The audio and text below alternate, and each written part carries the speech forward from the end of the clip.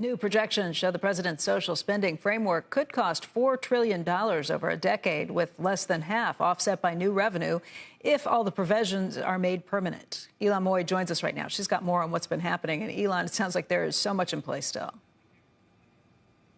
Yeah, absolutely, Becky. Democrats are claiming they've cut the price tag of their social spending package by more than half, but they're using some fuzzy math to get to that $1.75 trillion figure. Now, the most glaring example is a new plan for lifting the cap on state and local tax deductions. A source tells me Democrats are considering repealing it for 5 years, including retroactively for this year, but they pay for that by adding the cap back for 5 years at the end of the decade. Meanwhile, programs at the heart of their package end after just a few years. Universal pre-K lasts for 6 years. The Medicaid expansion is only 4 years. The expanded child tax credit lasts for just 1. Now, Democrats are upfront about this. Their strategy is to create as many new programs as possible and then build public support for keeping them around.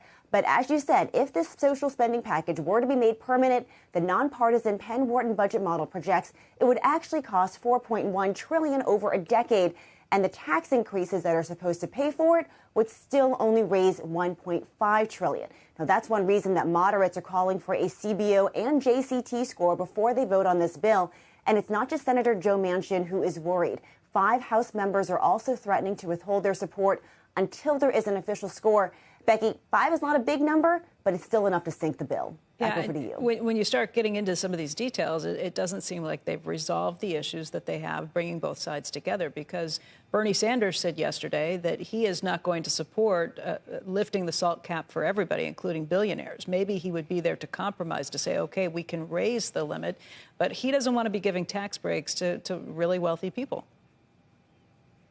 Yeah, I mean, if you include that full SALT repeal, you could end up with a net tax cut for many millionaires. So, that's sort of not making good on their promise to tax the rich. And by the way, if you add the cap back at the end of those 5 years, you could then end up increasing taxes on people making less than $400,000 a year, which would also violate another campaign pledge of the president's. So this is still very much up in the air. And I think a lot of folks feel like after Joe Manchin came out and said that he wanted to sort of pump the brakes on this, that sort of reopened up negotiations and gave them time to fight for programs and provisions that they want to see in there. Right. It feels like every time they get things sealed up, there's another leak in the dike somewhere, and the hole pops over here or over there.